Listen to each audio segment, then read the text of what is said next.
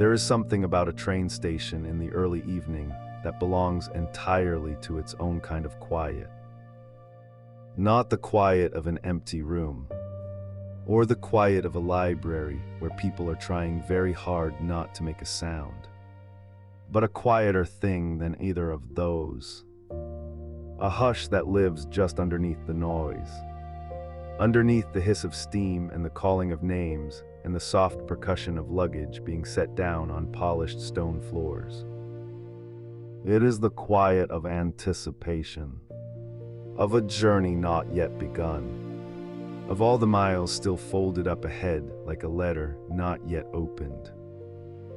And in the 1920s, there was perhaps no finer place to feel that particular feeling than on an evening platform, somewhere in America waiting for the Pullman to come in. The platforms of that era had their own smell, and it is worth pausing here for just a moment to let that smell settle around you. Coal smoke, yes, but not the sharp, acrid kind. Something older and softer, something that had been breathed in and breathed out by 1,000 travelers before you, so that it had grown almost comfortable, almost familiar, the way wood smoke from a neighbor's chimney smells on a cool autumn walk. Beneath that was the oil the railmen used on the great mechanical joints of the cars. A warm, dark smell like something well-tended and reliable. And beneath that still, if you stood close enough to the station building itself, the faint ghost of floor wax and coffee from the dining room just inside, where a few early travelers were already settled at small round tables, nursing cups and watching the clock above the door with the gentle patience of people who had learned that trains arrive when trains arrive, and that there is no particular hurry in the waiting. The station buildings of that time were built to make a person feel, in a very specific and deliberate way, that travel was a serious and beautiful undertaking. High ceilings vaulted overhead, held up by columns of stone or painted plaster, and the light that fell from the great hanging fixtures was warm and amber-colored, the kind of light that softens everything it touches. The floors were marble or terrazzo, laid in patterns that your eye could follow idly while you waited. A geometric arrangement of cream and brown and sometimes a deep green, worn smooth in the middle where the most feet had passed, still sharp-edged and precise near the walls where fewer people walked. Wooden benches ran along the walls and down the center of the waiting room. Their backs curved just so, their surfaces polished by years of coats and bags and the slow shifting weight of people resting. To sit on one of those benches was to feel connected, in some wordless way, to everyone who had ever sat there before you. Outside on the platform itself, the evening light was doing what evening light does best in the months between summer and winter, falling at a long, low angle that turned everything golden and a little hazy, so that the steam rising from the engines at the far end of the platform looked almost like something from a painting, soft-edged and luminous, drifting upward into a sky that was just beginning to consider the idea of darkness. The platform lamps were already lit, even though it was not yet fully dark, because the railroad understood that light on a platform is a form of welcome, a way of saying that you are expected, that someone has thought ahead on your behalf. Redcaps moved through the crowd with a kind of unhurried efficiency that was very nearly a form of grace. These were the men who carried your luggage from the street to the platform, who knew the layout of the station the way a person knows their own home. Not by thinking about it, but simply by moving through it, by having moved through it so many times that the knowledge had settled into the body itself. They wore red caps, of course, which is where the name came from. and dark uniforms that had been pressed and brushed with care. And they moved between the clusters of travelers with an ease that made the whole complicated business of getting from the street to the right car on the right platform seem, from the outside, entirely simple. A redcap might carry 3 or 4 bags at once, balanced and arranged with a kind of architectural precision, and still manage to tip his cap and offer a word of direction to someone who looked uncertain about where they ought to be going. The travelers themselves were dressed for the occasion, because in the 1920s, boarding a Pullman overnight train was understood to be an occasion.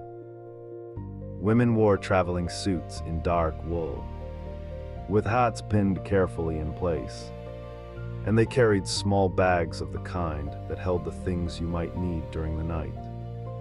A book, perhaps a small bottle of lavender water, a pair of soft gloves for the morning. Men wore suits and hats and carried their overcoats over one arm, because the evening was cool enough to need a coat on the platform, but the train would be warm, and it was better to carry the coat than to be too hot in it. Children, when there were children, moved through the adult crowd at a different speed entirely, drawn toward the engines at the far end of the platform with a magnetic pull that their parents countered with a gentle hand on the shoulder and a murmured redirection. The Pullman cars themselves, when they finally rolled in, were a particular shade of dark green, a deep forested green, almost black in certain lights, with gold lettering along the side that gave each car its name. The Pullman company named their cars, and the names had a certain quality to them, a reaching toward something grand and settled at once. Names that suggested rivers and mountains and states and the quiet dignity of places that had been there for a long time and expected to remain. The metal of the car sides caught the platform lamplight and held it in long horizontal gleams, and the windows were lit from within, casting warm rectangles of yellow light down onto the platform stones, so that as the train slowed and settled and finally came to rest, it looked less like a machine arriving and more like a row of small illuminated rooms being offered to you, one after another, each one warm and waiting. The conductor stood at the steps of each car, and the Pullman porter stood just behind him or just beside him, and together they formed a kind of welcoming committee that was entirely without ceremony and entirely full of it at the same time. The conductor checked your ticket with a practiced eye and a small efficient nod, and the porter, and here is where the evening truly began to soften into something else, something more like the beginning of a night's rest. The porter greeted you by name if he had your reservation list in his memory, which he often did because Pullman porters were men who understood that remembering a person's name was one of the most useful and generous things one person could do for another. The porters of the Pullman cars in the 1920s were, almost without exception, black men, and their work was skilled and demanding in ways that the casual traveler, settling into a freshly made berth, might not have fully appreciated. They had trained for their positions, learned the particular geography of each car type, learned the preferences and habits that different kinds of travelers tended to bring with them, learned the art of being present without intruding, helpful without hovering, attentive without making a person feel watched. They worked long hours on runs that stretched through the night and into the following day, and they did their work with a professionalism that the Pullman company traded on heavily in its advertising, even as the company itself offered wages and conditions that the porters and their union, the Brotherhood of Sleeping Car Porters, were quietly and persistently working to improve. But that is a longer story for another kind of telling. For now, on this particular evening platform, what the traveler experienced was simply a man who seemed to know exactly what you needed before you quite knew it yourself, who took your bag with a steadiness that said it would be safe, who gestured toward the steps with a small movement that said, "Come in, you are expected. Everything is arranged." Inside the car, the first thing you noticed was the warmth. The Pullman cars were heated, and the heat was a dry, enveloping warmth that met you at the top of the steps and wrapped itself around you like something solid, so that the cool of the platform fell away almost immediately. And you were left standing in a narrow corridor that smelled of clean linen and metal polish, and the faintest trace of the last passengers who had traveled in this car before you. Not an unpleasant smell, just a human one. A reminder that this space had been lived in briefly by other people and was now being offered to you in its freshly ordered state.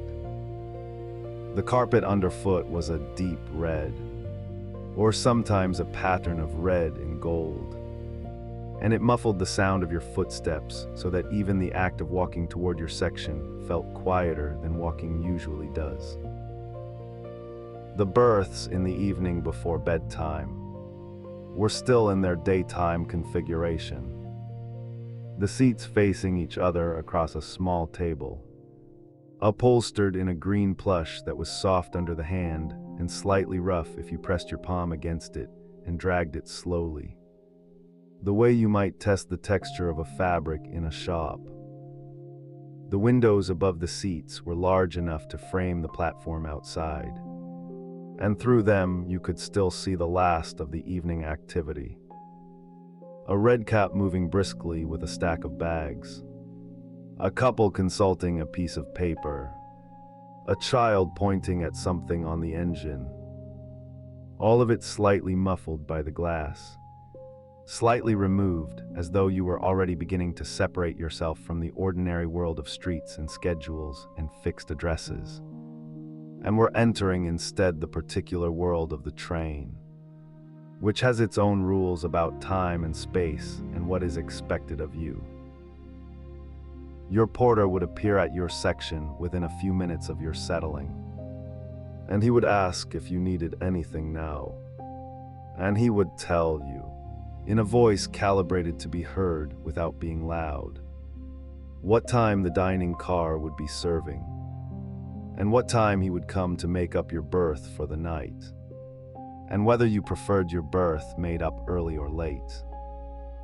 These were not complicated questions, but they were asked with a kind of genuine attentiveness that made them feel like the beginning of a small, temporary arrangement between two people, an understanding that for the duration of this journey, your comfort was something that would be thought about and attended to, that you were not simply a passenger but a guest, and that the car you were sitting in, with its plush seats and its warm light and its smell of clean linen, was for the next several hours something very close to home. The platform outside was beginning to empty now, the last passengers finding their cars, the red cops moving back toward the station building, the conductor walking the length of the train with a small lantern in hand, checking that all was as it should be. The station itself was settling into its evening posture, the great ceiling above the waiting room growing quieter, the coffee cups on the small round tables being cleared away, the marble floors reflecting the amber light from the hanging fixtures in long, still pools somewhere down the platform, a door closed with the particular solid sound that only train car doors make, a sound that is both final and reassuring, a sound that says everything is in order. We are ready. And then very gradually, almost imperceptibly at first, the train began to move. Not with a lurch or a jolt, but with a kind of slow gathering. A building of intention, the way a river gathers itself before a bend. The platform outside the window began to slide past. Slowly at first, the lampposts moving by one after another. And then the end of the platform. And then the dark open space of the rail yard, where other trains sat in long, patient rows, their windows dark, waiting for their own mornings. The city was still visible for a few minutes. The upper floors of buildings, lit windows in irregular patterns, a water tower against the darkening sky, a street crossing where a car waited at the gates with its headlamps on, two small yellow circles in the growing dark. And then the city began to thin, the buildings giving way to the backs of things, to lumber yards and warehouses and the occasional house with a light in the kitchen window, and then to open land, dark and flat and very quiet looking from the window of a warm train, moving steadily through it. The rhythm of the rails was already establishing itself, that particular sound and feeling that is unlike any other. A gentle, regular percussion felt as much in the body as heard with the ears. A rocking that is barely a rocking. A swaying that is barely a sway. Something more like the train breathing than the train moving. A steady and reliable pulse that the body, given a little time, begins to accept as its own. The passengers in the car were settling too. Some of them already opening books, some of them watching the darkening landscape through the window with the soft, unfocused gaze of people who are not quite looking at anything. Some of them simply sitting with their hands in their laps, letting the motion of the train and the warmth of the car and the long amber light do their slow, gentle work. Outside, the last of the daylight was folding itself away behind the horizon, leaving a sky that was deep blue at the top and pale gold at the edge. And the first stars were beginning to appear, faint and tentative, the way stars always appear at the beginning of the night, as though they are not quite sure yet that it is dark enough for them to be seen. The train moved through all of it steadily, the rails carrying it forward with a patience that matched the patience of the evening itself. And inside the car, the warm light held everything in its amber softness. And the sound of the rails was already, for some of the passengers, beginning to sound very much like the sound of rest. As the last of that amber light settled into the car, passengers began to feel the gentle pull of appetite, that soft reminder that the body, even as it relaxes, still asks to be tended to. And so, in ones and twos, they rose from their seats and made their way toward the dining car, moving through the narrow corridor between carriages, feeling the slight sway of the train beneath their feet, a rocking so steady and so even that it was almost like being carried rather than walking. The passage between cars was its own small experience. There was a brief rush of cooler air where the carriages joined, a whisper of the outside world, the smell of iron and damp grass, and the particular mineral scent of rails that have been warmed all day by the sun and are now beginning to cool in the evening air. And then the door would swing open and you would step into the dining car, and the warmth and the light and the smell of it would come forward to meet you like something genuinely welcoming. The dining car on a Pullman train in those years was a room that took some people by surprise. They had perhaps expected something functional, something merely adequate, and instead they found white linen tablecloths so crisp they seemed almost to glow in the soft electric light.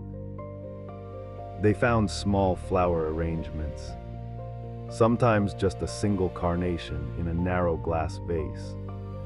And the flowers would tremble very slightly with the movement of the train. A tiny constant trembling that was somehow one of the most peaceful things in the world to watch.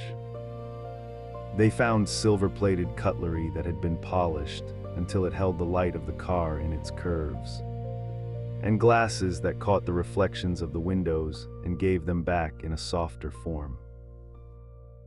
The windows in the evening were a particular kind of beautiful.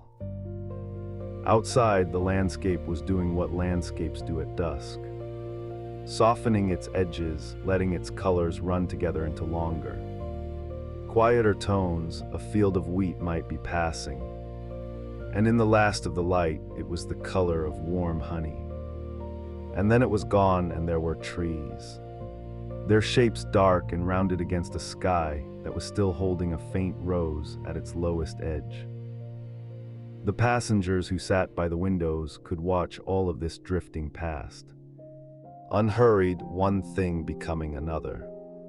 The world outside moving at exactly the pace that the world inside the dining car invited you to move, which was slowly and with attention.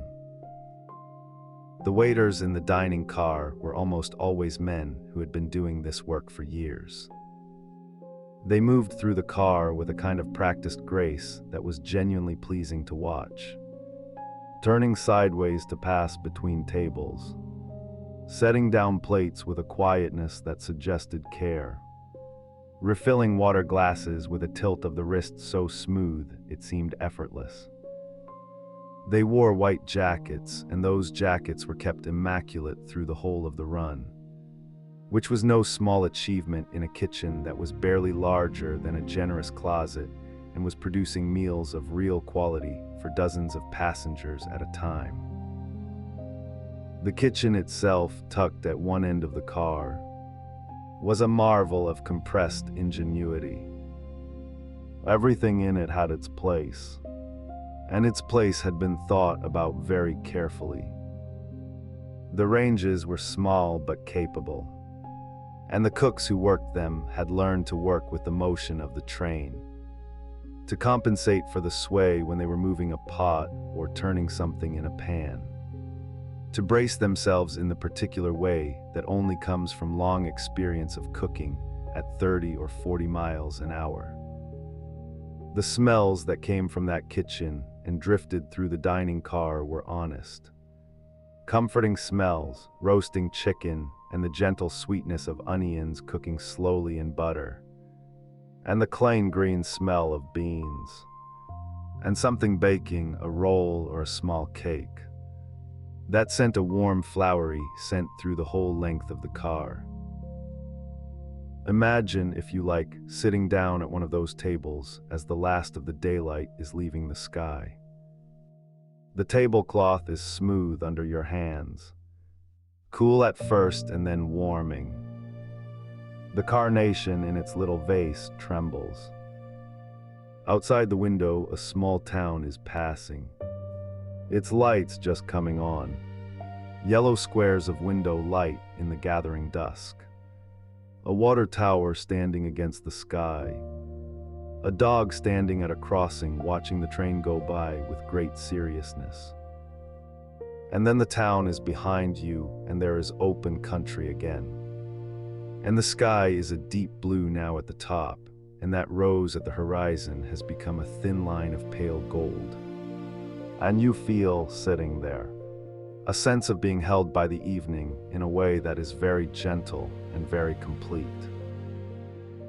The menus on Pullman dining cars were printed fresh for each run, sometimes on small cards with the railroad's name at the top in a typeface that managed to be both businesslike and elegant. The offerings changed with the seasons and with what was available along the route, and the kitchen took a real pride in this. In the autumn months, there might be a soup made from the squash of that particular region, thick and slightly sweet, served in a shallow bowl with a small curl of cream on top. In summer, there would be cold things, salads with a brightness to them, fruit that had been cut and arranged with more care than strictly necessary, as if the cook understood that presentation was itself a form of hospitality. The passengers who gathered in the dining car in those early evening hours were a varied group, as passengers on long-distance trains tended to be. There might be a family, a mother and father and 2 children who were still young enough to find the whole experience of eating dinner on a moving train to be a matter of some excitement, though even they were subdued by the atmosphere of the car, by its quiet elegance, and ate their meals with a politeness that the occasion seemed to ask of them. There might be a businessman traveling alone, reading papers he had spread carefully on the table beside his plate, though as the meal went on the papers would be pushed a little further aside, and he would find himself looking out the window instead, watching the dark fields go by. There might be an older couple who had been traveling this route for years and who greeted the waiters by name and were greeted in return. A small exchange of recognition that was one of the quiet pleasures of regular travel. Conversation in the dining car had a particular quality. It was not the conversation of a restaurant in a city, where the noise of other voices and the pressure of other people's evenings created a kind of urgency. Here, the sound of the train was always present underneath everything. A low, continuous rhythm that seemed to set the pace for talk, to encourage a certain unhurriedness. People spoke more slowly, perhaps. They listened a little more carefully. The train's motion created an intimacy between strangers that was comfortable rather than intrusive. A shared experience of being in motion together through the darkening landscape. By the time the main course was cleared and dessert was brought, the windows of the dining car had become mirrors.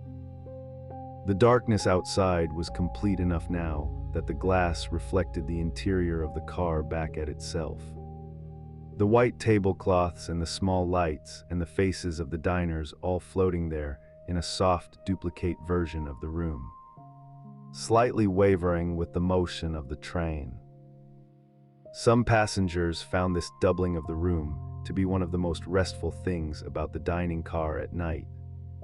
The sense of the room extending itself into a reflected version that was somehow even quieter, even more still than the original. The coffee that came at the end of the meal was served in small white cups, and it was strong and good, and the steam that rose from it caught the light in a way that was very pleasant to watch. Some passengers took their coffee and sat with it for a long time, not hurrying, letting the evening settle around them. The waiters never rushed anyone. There was a culture in the dining car of allowing time to be what it wanted to be, which in those evening hours was something slow and generous. A meal on a Pullman dining car was not simply a meal. It was a way of marking the transition from the day that had been to the night that was coming. A ceremony of sorts, though a very quiet and unassuming one. Outside, the land continued its long passage. In those years, the routes that the great Pullman trains traveled took them through a country that was still very much in the process of becoming what it would be. Towns that were growing, farmland that was being worked in ways that were beginning to change. Small cities whose lights, seen from the train at night, had a particular warmth to them. A gathered quality, as if the light itself was a form of community. Passengers who looked out at those lights sometimes felt a gentle curiosity about the lives being lived in those houses. The suppers being eaten, the children being put to bed. And then the train would carry them on, and the lights would fall away behind, and there would be darkness again. And the reflection of the dining car in the window, and the sound of the rails. The porters would sometimes pass through the dining car in those hours. Not to serve, that was the waiter's domain, but moving through on their way to other duties. And their passage was always smooth and quiet. A nod to a familiar passenger. A small adjustment to something that needed adjusting. And then they were gone again. The relationship between the dining car staff and the sleeping car porters was one of easy professional respect. Each knowing their own territory. Each taking a pride in their particular portion of the passenger's experience. Together they created something that was more than the sum of its parts. A world within the train that felt, for the duration of the journey, genuinely cared for. As the evening deepened, the dining car would begin to empty gradually. Not all at once, but in a slow drift. One table finishing and rising and making their way back through the corridor. And then another until the car held only a few remaining passengers. Those who were in no hurry. Who were content to sit with a last cup of coffee or a small glass of something and let the night outside the windows be whatever it wanted to be. The waiters would begin the quiet work of resetting tables for the morning, moving with the same unhurried grace they had shown all evening. The sound of silver being placed on linen, a soft and rhythmic accompaniment to the sound of the train. There was something in the smell of the dining car at this late hour that was different from what it had been at the height of the meal. The strong food smells had softened and settled, and what remained was something warmer and more diffuse. A mixture of coffee and warm bread, and the faint sweetness of the flower arrangements and the particular smell of clean linen that has been warmed by a room full of people. It was a smell that was easy to carry with you back to your berth. A smell that seemed to belong to comfort and to the end of the day. The last passengers to leave the dining car would find the corridor between carriages a little cooler than it had been earlier in the evening. The outside air having given up the warmth it had held from the afternoon sun. They would move through that brief coolness and back into the sleeping car, where the porter had already been at work, turning down berths, drawing curtains, arranging pillows with a care that was evident even in the small details. The way a blanket was folded back at a precise and welcoming angle. The way the small reading light above a berth was positioned so that it would give good light without disturbing a neighbor. The train moved on through the night, through the small towns and the open fields and the occasional crossing where a car would be waiting. Its headlights patient in the dark, and the sound of the rails was the same sound it had been all evening. Steady and low and continuous. A sound that had been part of the experience of the dining car too. Underneath the conversation and the clink of cutlery and the soft movements of the waiters. Always there, always the same. The ground note of the whole journey. And the passengers who had eaten well and sat with their coffee and watched the dark landscape go by would carry that fullness and that quiet with them as they settled back into their berths. The meal becoming part of the larger rhythm of the journey. One good thing leading gently to another. The dining car with its white linen and its trembling carnation, and its mirrored windows becoming a memory that was already beginning to soften at its edges. The way all the best memories do. Becoming less a sequence of events and more a feeling. Warm and unhurried of having been, for an hour or two, very well looked after in a room that was moving through the dark at a steady and soothing pace, carrying everyone gently forward into the night. And part of what made that feeling so complete, so genuinely held, was the quiet and careful work happening all around you. work you might not have noticed unless you were paying a particular kind of attention. The slow, unhurried attention that comes when you are already beginning to unwind. The Pullman porters were the ones who made the berths. It sounds like a simple thing, and in some ways it was. A practical task, a nightly ritual repeated in car after car, train after train across thousands of miles of American railroad. But to watch it done well, to really follow the movements of a porter who had made perhaps 10,000 berths in his working life, was to see something closer to a quiet art. There was a steadiness to it, a kind of unhurried precision, that seemed to belong to the same world as a baker shaping loaves before dawn, or a gardener tying back roses in the late afternoon light. Work done so many times that the hands knew what to do before the mind had quite finished thinking. The porters on the great overnight Pullman runs of the 1920s were, almost without exception, black men. Many of them were the sons and grandsons of men who had known a very different America, and they had come to this work through the Pullman Company, which by the middle years of that decade employed more black workers than almost any other company in the country. It was not an easy life, and it was not always a fair one, but it was a life that carried its own particular dignity. A dignity the porters themselves understood and held on to, even when the world around them was not always inclined to recognize it.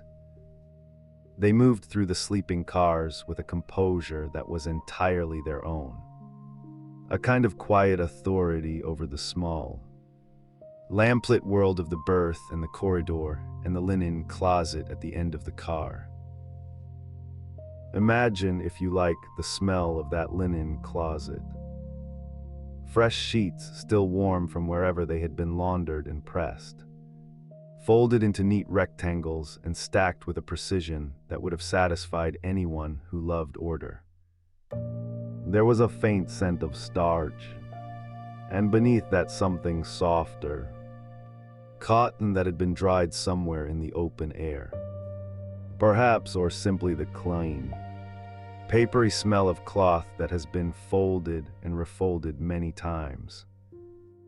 The pillowcases were crisp, the blankets were wool, a deep forest green or a warm burgundy depending on the line, and they had a slight weight to them, the kind of weight that feels like being gently held. The porter would begin his work in the early evening, while passengers were still in the dining car or lingering in the observation lounge, their coffee cooling, their conversation drifting pleasantly from one subject to another. This was the window of time he had been watching for, and he moved through the now quiet car with a quiet efficiency, pulling down the upper berths from where they rested folded against the ceiling during the day, unlatching the seat backs of the lower sections to reveal the flat sleeping surface beneath. The lower berths were the more desirable ones, and most passengers knew it. They were closer to the floor, easier to climb into, and they had the window, a long, darkened rectangle through which the passing countryside could be glimpsed in silhouette. The shapes of trees and water towers and the occasional lit farmhouse sliding by in the dark. The upper berths required a small folding ladder, and they were narrower and the ceiling was closer, and the motion of the train felt slightly more pronounced up there, though some passengers, particularly younger ones, found that they liked it, liked the sense of being tucked away up high, like sleeping in the branches of a tree. The porter made up each berth with the same sequence of movements, and that sequence had a rhythm to it that was almost musical in its regularity. First the mattress, which was already in place, firm but not hard, covered in a ticking that had a faint stripe to it. Blue or gray, then the bottom sheet. Pulled taut at the corners with a practiced tuck. The kind of tuck that would hold through the night, no matter how much the sleeper turned. Then the top sheet laid smooth and flat, its upper edge folded back just so. Not too far, not too little. Exactly the right amount to invite someone to slip inside. Then the blanket laid over the sheet with its own fold at the top. And then the pillow set precisely at the head of the berth. The pillowcase smooth and unwrinkled. There was something deeply reassuring about a berth made this way. It was not a grand bed. It was narrow and the ceiling above it was low.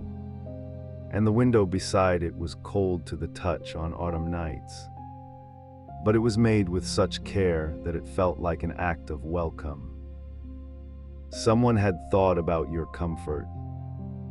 Someone had smoothed the sheet so there would be no wrinkles beneath your back. Had tucked the blanket so it would not slip away in the night. Had set the pillow at just the right angle.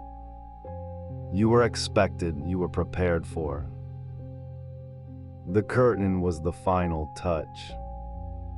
Each berth had its own curtain, a heavy fabric in a dark color, navy or deep grain or sometimes a warm brown, that hung on a rod and could be drawn closed to make the berth a small private world.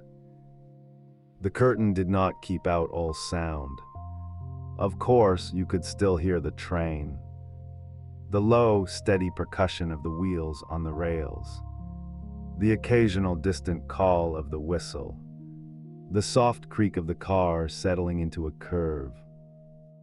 But it kept out the light of the corridor, and it gave you the sense of enclosure that is so particular to sleeping well, the sense of being held in a space just large enough for you. The porters moved through the car, drawing these curtains as passengers retired for the night. And there was something almost ceremonial about it. A small, quiet closing of the world. A drawing of the boundary between the waking life of the train and the sleeping life. The corridor would grow quieter as the curtains were drawn, one by one until the whole car had the hushed, padded quality of a room full of sleeping people, which is one of the most peaceful qualities a room can have. The porter himself did not sleep, or not much. He had a small seat at the end of the car, near the door, and he would sit there through the night, available if a passenger rang the small bell above their berth. He would come if someone needed an extra blanket. And on cold nights, crossing through the high plains or the mountain passes, someone always did, he would bring one from the linen closet, handing it through the curtain with a quiet word, a low voice that would not wake the neighboring berths. If a passenger needed to know how long until the next stop, he would tell them. If a child had woken and was frightened by the unfamiliar darkness, he would speak gently until the child was calm again. This availability through the night was one of the things passengers remembered most about the Pullman experience. Not the luxury of the dining car, not the novelty of watching the landscape pass from a comfortable seat, though those things mattered too, but the particular comfort of knowing that someone was there, awake in the dark, attending to the car, making sure that everything was as it should be. It is a very old human comfort. That one, the knowledge that someone is keeping watch while you sleep, goes back much further than the railroad, much further than any technology at all. It is the comfort of the night fire tended, the door latched, the animals settled. The porter in his seat at the end of the car was the keeper of that ancient reassurance, translated into the language of the 1920s. into the specific world of wool blankets and folded linen and the soft percussion of wheels on rails. The berths themselves had small details that rewarded attention if you were the kind of person who noticed such things. There was a little hammock-like net attached to the wall above the pillow, just large enough to hold a watch, a pair of spectacles, a small book. There was a hook for hanging clothes, because even in a berth no wider than your shoulders, there was a right place for things and a wrong place. And the Pullman company had thought about this. There was a small light, positioned so that you could read without disturbing anyone in the neighboring berth. Its glow warm and contained, the kind of light that makes the page feel like the only thing in the world. Some passengers read for a while before sleeping. Others simply lay in the dark and listen to the train, which is one of the more pleasant ways to spend the early part of a night. The sound of a sleeping car in motion is not a single sound, but a layered one. There is the deepest layer, which is the continuous low rumble that you feel as much as hear. A vibration that travels up through the mattress and into your bones in a way that is oddly comforting.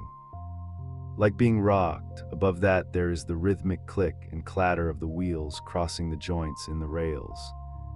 A sound that in the 1920s was more pronounced than it would later become, because the rails were laid in shorter sections and the joints were more frequent.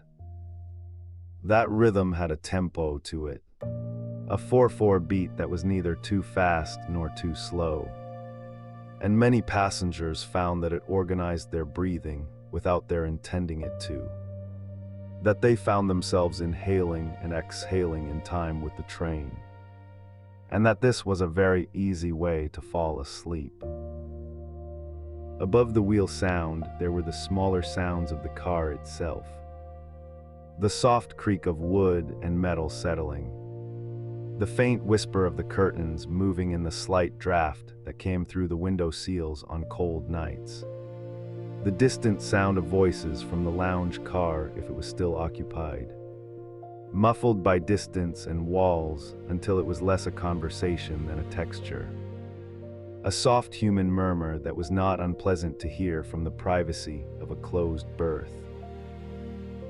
And occasionally, through all of this, the whistle, it came from far ahead, from the locomotive that was pulling all of this through the dark. And by the time it reached the sleeping cars, it had lost its sharpness and become something lower and more mournful. Though mournful is perhaps the wrong word, because there was nothing sad about it. It was more like a statement. We are here, we are moving. The night is large and we are passing through it. There was something in that sound that made the berth feel even more enclosed and safe by contrast. The way the sound of rain on a roof makes a dry room feel warmer. The porter would check the car periodically through the night, moving along the corridor with the light step of someone who has learned to walk quietly on a moving train, which is its own skill, a matter of balance and timing, of knowing how to place your feet so that the swaying of the car becomes something you move with rather than against. He would straighten a curtain that had come partly open, retrieve a shoe that had been left in the corridor, check the temperature of the car and adjust the heating if it was needed. He was, in the fullest sense, looking after the people in his care. By the deep middle of the night, when the last passengers had long since fallen asleep and the lounge car had gone dark, the sleeping car had settled into its own particular stillness. Not a complete stillness, because the train was always moving, always sounding, but a stillness of intention. A collective quietness, everyone was resting. Everyone was being carried forward through the dark at the same steady pace. wrapped in the same wool blankets, breathing the same slightly warm air that smelled faintly of linen and the particular metallic sweetness that sleeping cars always had. A smell that was not unpleasant. That was in fact deeply associated with the feeling of being on a journey, of being between one place and another, of belonging for this one night, to the train itself rather than to any fixed address on land. The porter sat in his seat, or moved quietly through the car, and the berths held their sleeping passengers, and the wheels kept their steady rhythm on the rails, and the whistle called out now and then into the open country, and the night moved around the train like water around a boat, dark and continuous and full of the particular peace that comes when everything is, for the moment, exactly as it should be. The work of making the berths was finished now, its purpose fulfilled in the breathing of all those sleeping people, in the smooth sheets and the drawn curtains and the extra blankets brought without fuss to those who had needed them.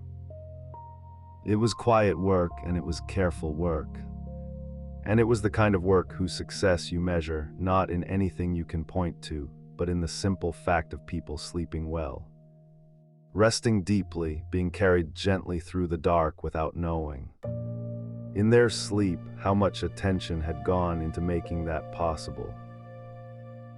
And so the night settled further into itself, the train moving on through the small hours, through the sleeping towns and the open fields and the long dark stretches between one place and the next, carrying everyone forward unhurried and steady, into whatever morning was waiting at the other end of the line. And so the train moved on through the dark, and one by one the passengers began to let the evening go. It happened gradually, the way all good endings do, not with any particular moment you could point to and say, "There, that was when the night truly began," but rather as a slow and gentle subsiding, like the last of the embers settling in a grate. The dining car had grown quiet some time ago. The card games had wound down to their natural conclusions. The small laughter fading, the decks gathered up and tucked away. And now, along the corridor that ran the length of the sleeping car, there was a procession of soft and unhurried goodnights. Imagine the corridor itself for a moment, narrow enough that two people passing each other would turn sideways, offering a small polite nod, and carpeted in a deep green that had been worn to something softer and more yielding along the center, where 1,000 feet had traveled before yours. The walls were paneled in dark wood, polished to a low, warm gleam, and the brass fittings on the berth curtains caught the light from the little fixtures overhead, which burned at something less than full brightness at this hour, as though the train itself understood that it was time to dim things down. The air smelled of wool and a faint trace of the pomade that the gentleman in berth 7 had used that evening.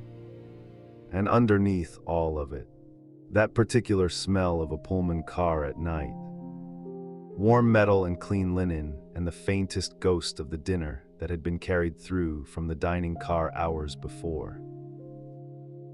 The porters moved through all of this with a quietness that was almost ceremonial. They had been preparing the berths since early evening, working their way through the car with the calm efficiency of people who had done this so many times that the motions had become something close to instinct. The upper berths had been lowered from their daytime positions, folded down and made up with crisp white sheets and a blanket that was heavy enough to feel substantial, but not so heavy as to be oppressive. The lower berths had been similarly transformed. What had been a pair of facing seats just a few hours ago was now a proper sleeping space. Narrow but sufficient, with a pillow plumped in waiting and a small net pocket on the wall where a passenger might tuck a book or a pair of spectacles or the folded letter they had been reading and rereading since Chicago. Each berth had its own curtain, a thick and generous curtain in a dark green or navy that matched the carpet. And when it was drawn closed, it created something that felt, in its own modest way, like a room, not a large room. Certainly, you could reach from one side to the other without fully extending your arm. But a room nonetheless, with its own particular hush. Its own little world of pillow and blanket and the small window that, if you were in a lower berth, sat just at the level of your head when you lay down. Through that window on a clear night, you might watch the countryside sliding past in the darkness, the occasional light of a farmhouse or a small town flickering briefly into view and then gone again, swallowed by the dark fields beyond. One of the porters, a man who had been working this particular run for several years and knew its rhythms the way a musician knows a well-practiced piece, was making his way along the corridor now with a small stack of extra blankets folded over one arm. He moved without hurrying, pausing at each berth where the curtain was still open, offering a quiet word, asking whether anything was needed. He had a way of speaking that was low and unhurried, a voice that seemed to belong to the nighttime hours, and the passengers responded to it accordingly. Their own voices dropping, their gestures becoming slower and softer, as though his manner were something that spread gently outward and settled over everyone nearby. There was a woman traveling alone in berth 3, returning home after visiting her sister in the city. She had changed into her nightdress behind the drawn curtain and was now sitting on the edge of her berth with her feet tucked up, her hair loosened from its daytime arrangement and falling around her shoulders. She had a small leather-bound book open in her lap, but she was not really reading it. She was listening to the train, the way you do when you are tired enough that the sounds around you begin to feel like company rather than distraction. The porter paused at her berth and asked if she would like an extra blanket. And she said yes, thank you. And he unfolded one and laid it across the foot of her berth with the same care he brought to everything. And she thanked him again. And that was all, but it was enough. A small human exchange in the middle of the dark moving night. Warm and sufficient. A little further along, two men who had been talking since dinner were finally saying their goodnights. They had met on the platform that afternoon. Strangers drawn into conversation by the easy sociability that train travel seemed to encourage. And they had spent the evening discovering that they had more in common than they might have expected. A shared enthusiasm for a particular baseball team. A similar view on the prospects for the coming year. A mutual acquaintance in a city neither of them lived in anymore. Now they stood in the corridor in their shirt sleeves, their jackets long since hung on the little hooks inside their berths, and they were winding down the conversation with the comfortable lack of urgency of men who had enjoyed each other's company and were in no great hurry to end it, even though they were both clearly tired, their voices carrying the slight roughness of a long evening's talk. Eventually one of them said well, and the other said yes, and they shook hands in the narrow corridor, a handshake that was warmer than the one they had exchanged on the platform that afternoon. And then they each stepped back into their respective berths and drew their curtains, and the corridor was quiet again. The train moved through a small town just then. You could tell by the way the darkness outside the windows briefly brightened. the station lights sliding past in a soft orange wash. A platform with a single figure standing on it, waiting perhaps for a much later train, or perhaps just standing there in the night air for reasons of their own. And then the town was gone and the darkness returned, and the sound of the wheels on the rails reasserted itself. That steady low percussion that had been underneath everything all evening and would be there still when morning came. In the upper berths, which required a small ladder to reach, and which some passengers found cozy and others found slightly precarious, the Goodnights were quieter still. A child traveling with her parents had been tucked in up there an hour ago, and she had been asleep almost immediately, the way children on trains often are, lulled by the motion before she had even finished whatever small complaint she had been preparing about not being tired. Her parents had taken the lower berth below, and her father was still awake, lying on his back with his hands folded on his chest, watching the ceiling of the berth, which was very close enough to feel sheltering rather than confining, and listening to the sound of his daughters breathing above him, steady and untroubled, and the sound of the train around them both. The porter came through the corridor one more time, moving even more quietly now, his footsteps barely audible on the carpet. Most of the curtains were drawn. Here and there, a thin line of light showed at the edge of a curtain where someone was still reading, or still lying awake with their thoughts. But these were growing fewer. He checked the temperature in the car.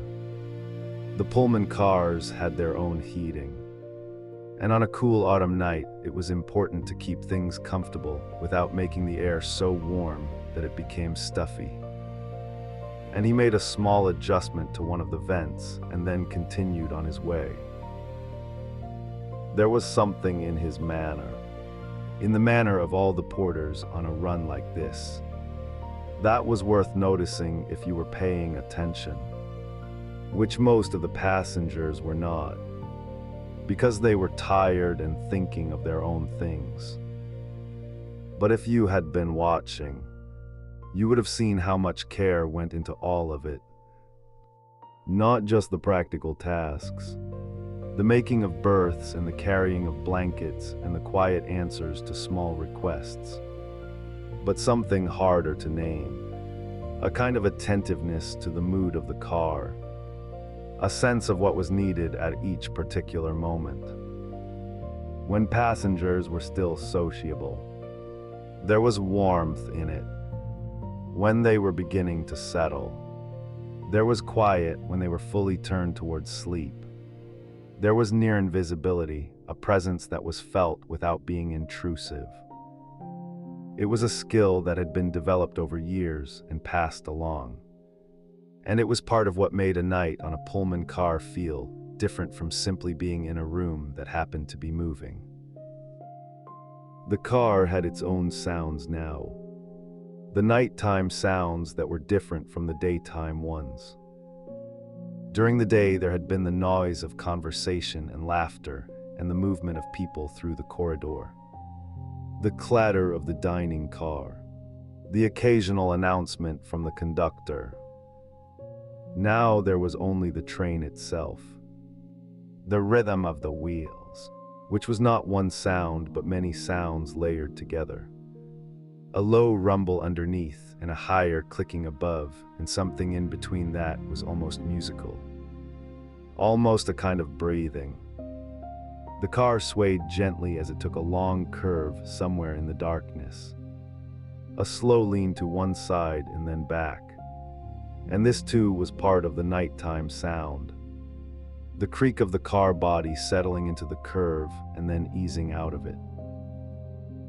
Outside, the landscape was doing what landscapes do at night, which is to say it was becoming something more suggested than seen. There were fields out there, and here and there the dark shapes of trees. and occasionally the lights of a farmhouse set well back from the tracks. A warm yellow window in all that darkness. A river ran alongside the tracks for a while, and you could see the faint glimmer of it in the moonlight, a silver thread winding through the dark land. And then the tracks curved away from it, and it was gone. The moon itself was high and somewhat thin, the kind of moon that gives just enough light to make shadows without quite making the world fully visible. And it moved with the train. Or seemed to, which is the same thing when you are lying in a berth, watching it through a small window. The woman in berth 3 had put her book down now. She lay with her extra blanket pulled up and her face turned toward the window, watching the dark fields go by. There was something she had been meaning to think about, some matter that had seemed important earlier in the day, but it kept sliding away from her, dissolving before she could quite get hold of it. And she found that she did not mind. The train was thinking for her, in a way, or rather, the train was doing something that made thinking feel unnecessary. Its steady forward motion a kind of answer to all the questions that had seemed pressing in the daylight hours. She would be home by morning. Everything else could wait. The porter settled into his seat at the end of the car, the small seat that was his station for the night, from which he could hear if anyone called and where he would remain, more or less until the first pale suggestion of morning began to show at the edges of the windows. He had done this many times, had spent many nights in this same seat on this same run, and he knew the particular quality of silence that settled over a sleeping car in the small hours, the way the whole car seemed to breathe together, all those separate lives temporarily aligned in the common project of rest. He leaned back slightly and closed his eyes. Not sleeping, just resting, listening to the train. The curtains along the corridor hung still and dark. The little overhead lights had been turned down to their lowest setting, so that the corridor was lit only faintly, just enough to see by if you needed to find your way to the washroom at the end of the car. The brass fittings gleamed very softly in this dim light. The carpet absorbed all sound. The train rocked on unhurried, through the autumn dark. And here was the thing about a sleeping car at this hour.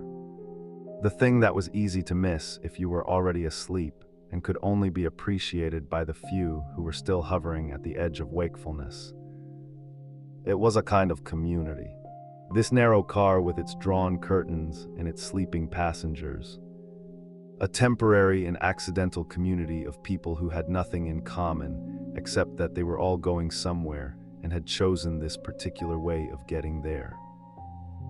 They did not know each other's names. Most of them, they would part in the morning at various stations and never see each other again. But for these hours in the dark and the motion, they were together in a way that had its own quiet meaning, breathing the same warm air, carried by the same wheels, rocked by the same gentle sway. The train took another long curve, and the moonlight shifted across the ceiling of the car in a slow, pale arc, and then settled again, somewhere in the middle of the car. Someone sighed in their sleep, a sound of complete and uncomplicated ease, the sound of a person who has, for the moment, set everything down. The night deepened around the train, and the train moved through it, and the sleeping passengers moved with it, and the porter sat quietly at his post, and the wheels kept their steady conversation with the rails, and the dark fields rolled past the windows, and all of it together made something that felt, in its own small and ordinary way, like peace. And that peace, once settled, did not leave, it simply deepened. The way a room grows quieter not because anything has stopped, but because you have finally stopped listening for noise and begun, instead, to simply rest inside the sound that was always there. The train moved through the night, and the night moved around the train. And somewhere between those two slow motions, a rhythm had established itself so completely, so without fuss or announcement, that most of the passengers had long since stopped noticing it as a separate thing. It had become the texture of the air itself. It had become the feeling of the pillow against the cheek, the slight and steady sway of the berth, the whole gentle architecture of an overnight journey settling into its own deep groove. That rhythm, the one that carried you, the one that breathed beneath everything else on a Pullman car in those years, was not a single sound, but a layering of many sounds, each one folding softly into the next, the way harmonies in an old hymn will find each other without effort. There was the low, continuous roll of steel wheels turning against steel rail, a sound that lived more in the chest than in the ears, a kind of felt vibration that moved up through the berth frame and the thin mattress and settled somewhere just below the ribs.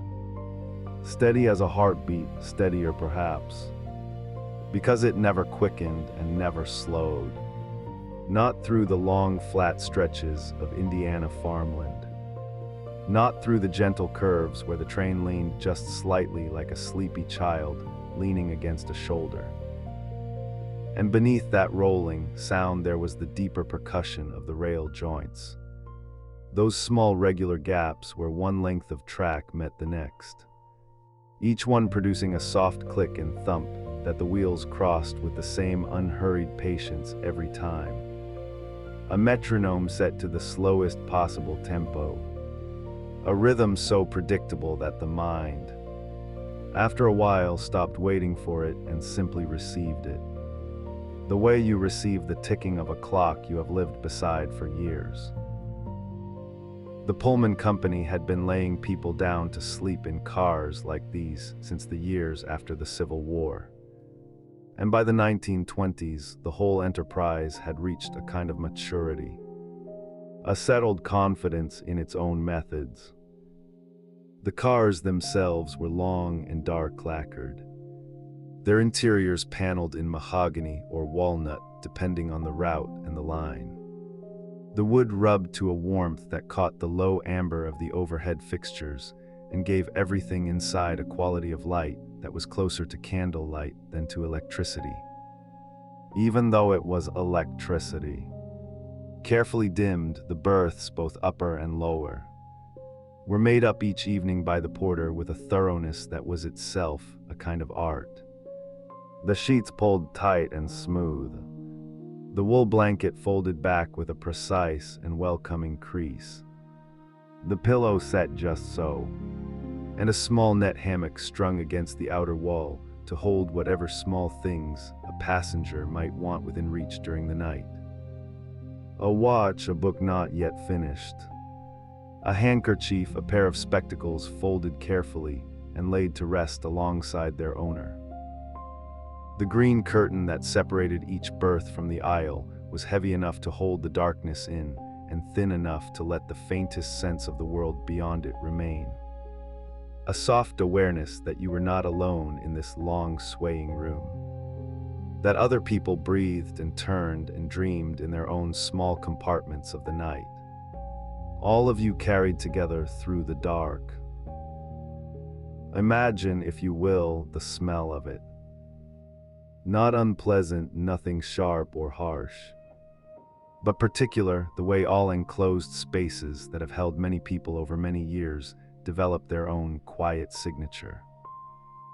There was the faint mineral coolness of the metal fittings, the window latches and the berth hardware, things that had been touched 10,000 times by 10,000 hands and had taken on a smoothness that was almost like warmth.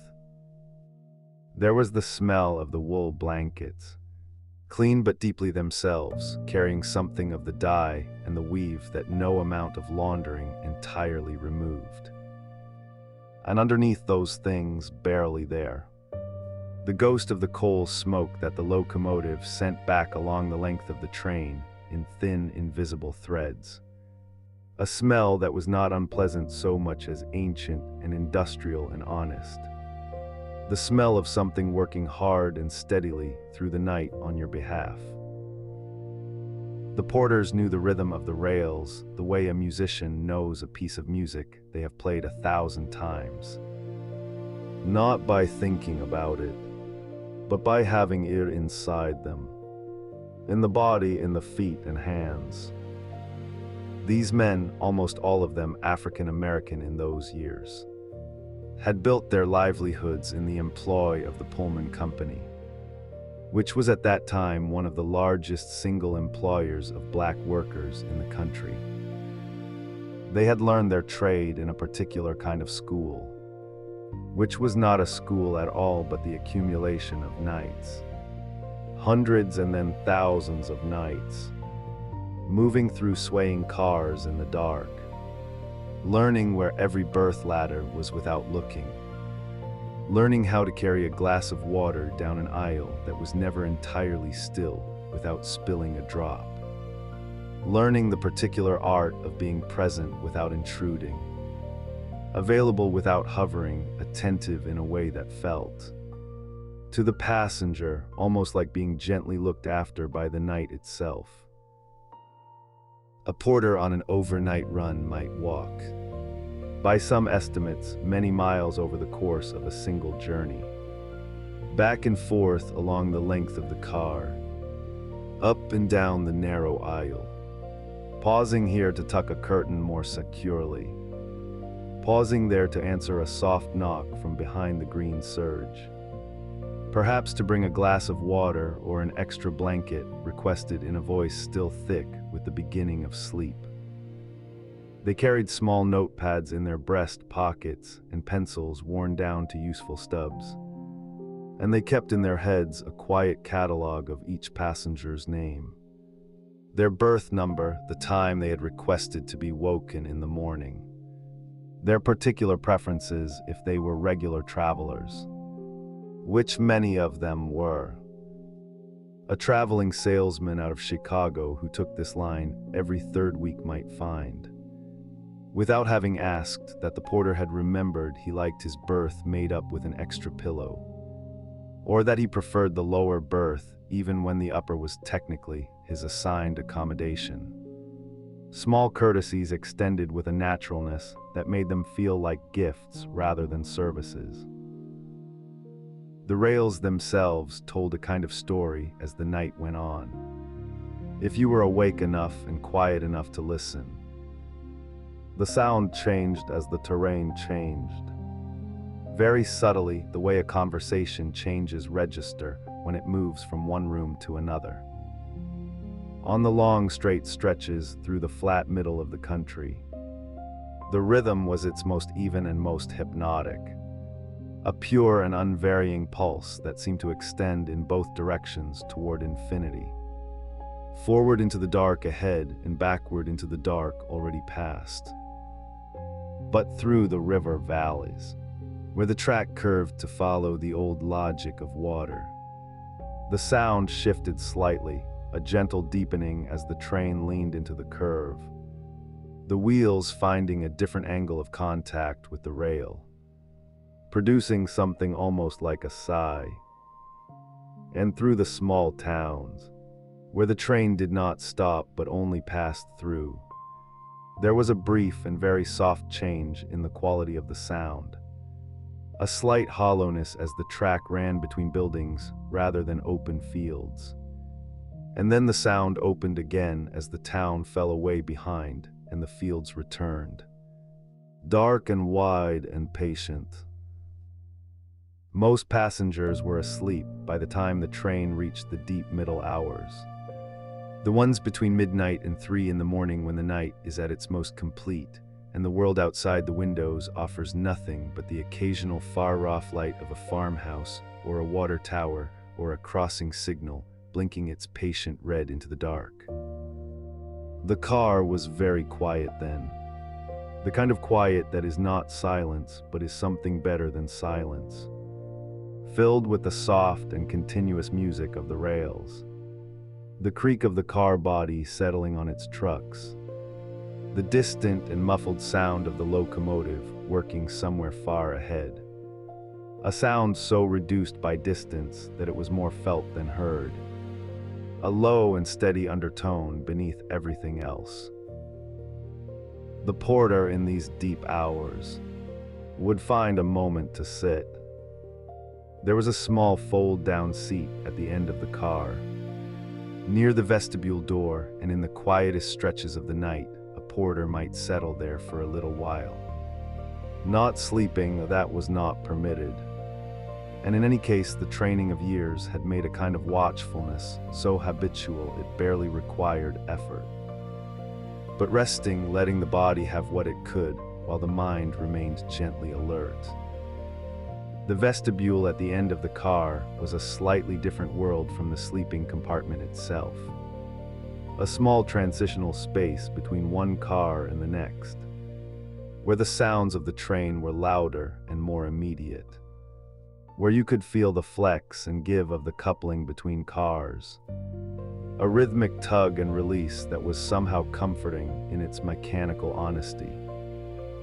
The floor plates of the vestibule shifted slightly underfoot with each curve, and the whole small space smelled more strongly of metal and grease and the outside night. A smell that was cool and clean in its own way. The smell of the country moving past at 60 miles an hour in the dark. There were passengers now and then who did not sleep, not from any distress, but simply because they were the kind of people for whom the experience of being carried through the night was itself too fine a thing to surrender entirely to unconsciousness.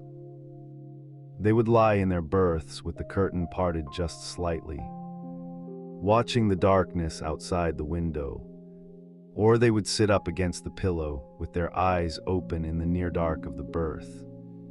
Listening, a traveling salesman might lie with his hands folded on his chest and think about nothing in particular. His thoughts moving as slowly and without direction as smoke from a banked fire. A woman returning home after a visit to a sister in another city might lie very still and feel the particular pleasure of being between places. Neither arrived nor departed, held in the long and comfortable middle of the journey where no decisions were required and no one needed anything from her, and the only thing asked of her by the world was that she allow herself to be carried. There was something in the berth, in the combination of the enclosure and the motion and the darkness and the sound, that produced a feeling not quite like any other feeling available in ordinary life. A feeling of being simultaneously very small and very safe. Tucked into the moving body of the train, the way a letter is tucked into an envelope. Held and addressed and on its way. The rails did not vary their message through any of this. They said the same thing they always said. The same soft percussion, the same rolling undertone. The same gentle lateral sway that moved through the berth frame and the mattress and the body of the sleeper like a very slow and very patient rocking. It was the oldest comfort. That rocking older than trains. Older than anything that moved on rails. The same comfort that had always lived in motion. In being carried in the surrender of stillness to something larger and more continuous than yourself. The people who designed the Pullman berths had understood this, perhaps without articulating it, and had built the whole experience around it. The enclosure, the warmth, the dimness, the soft materials, all of it arranged to let the motion do its work, to let the rhythm of the rails find its way into the nervous system and slow everything down towards sleep. Outside, the night was doing what nights do in the middle of the country in those years, which was to be very large and very dark and very full of its own quiet life.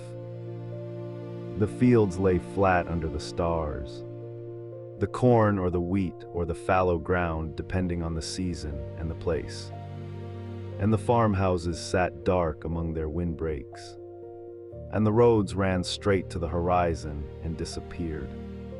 And none of it was troubled by the passing of the train, which moved through it all like a long-lit thought moving through a dark mind, briefly illuminating nothing in particular, and then gone, leaving the fields and the roads and the farmhouses exactly as they had been, settled back into the enormous ordinary quiet of a country night.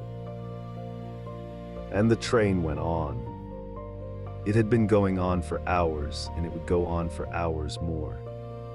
And there was nothing required of anyone aboard it except the willingness to remain, to stay inside the warmth and the rhythm and the low amber light, to let the miles accumulate quietly in the dark outside while the inside of the car held its small and steady world. The porter moved through the aisle one more time, very softly checking the curtains, adjusting nothing that did not need adjusting. Present and unhurried, the wheels turned against the rails. The rail joints came and went beneath the wheels, each one a small soft accent in the long and flowing sentence of the journey.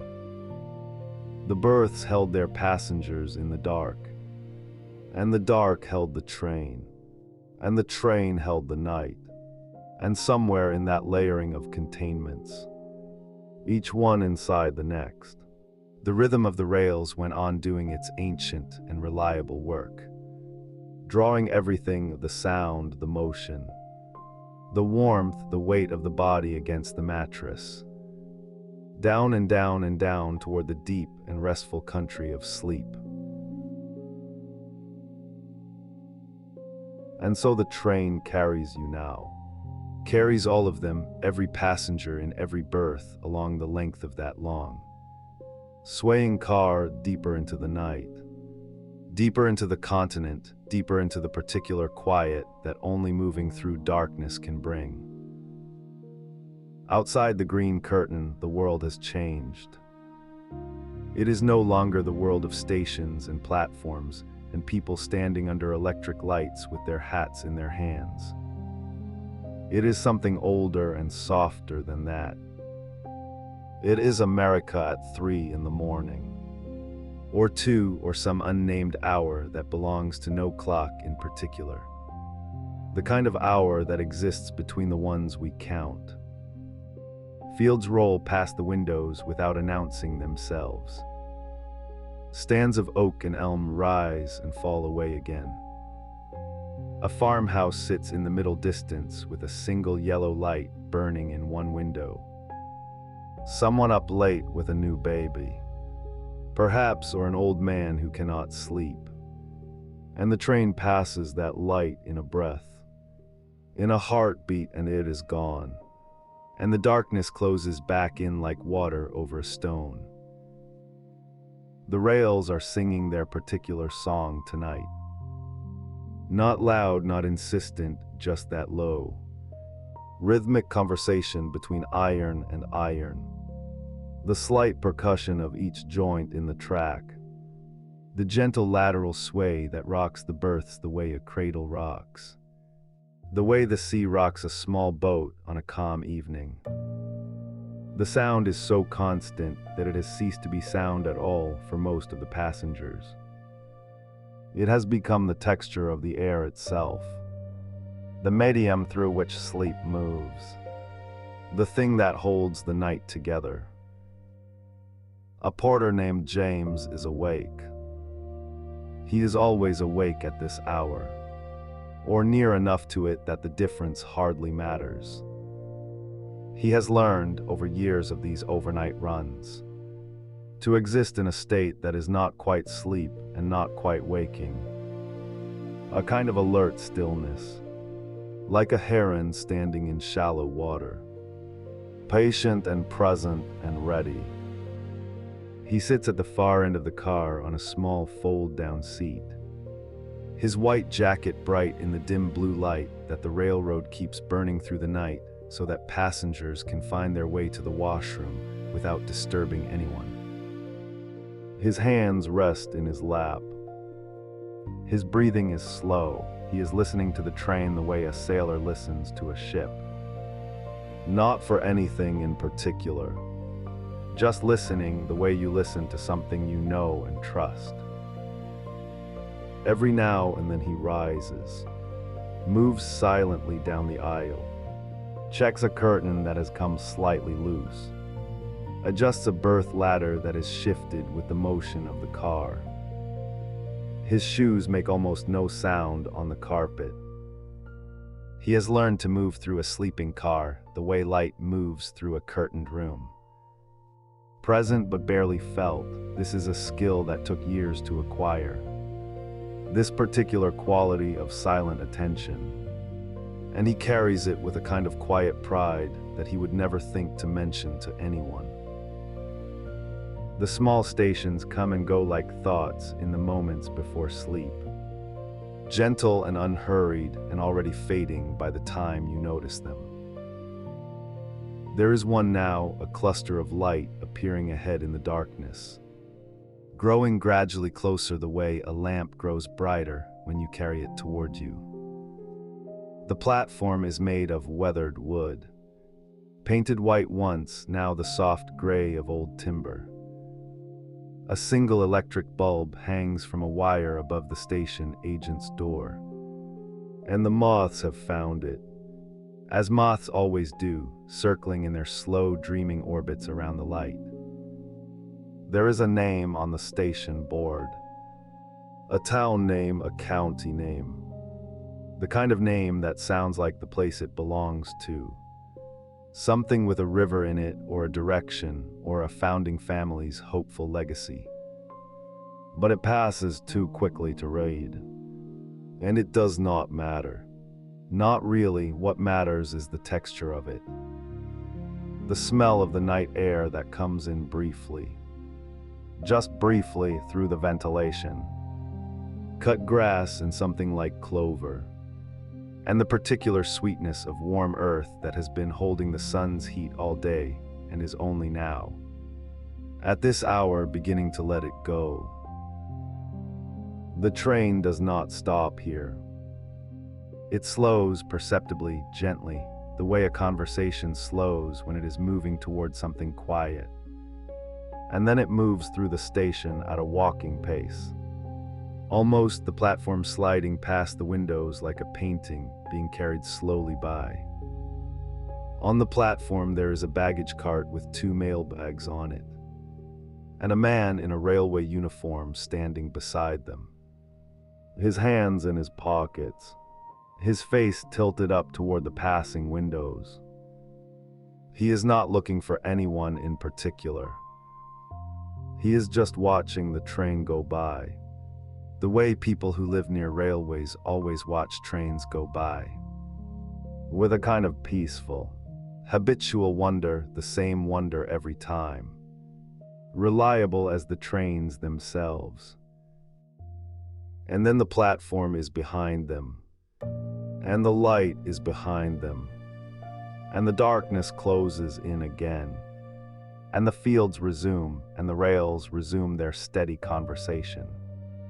And if any of the sleeping passengers stirred at the slowing of the train, they are settling back now, the motion returning to its familiar rhythm, the warmth of the berth reclaiming them. In the lower berth on the left side of the car, near the middle, a woman named Dorothy is not quite asleep.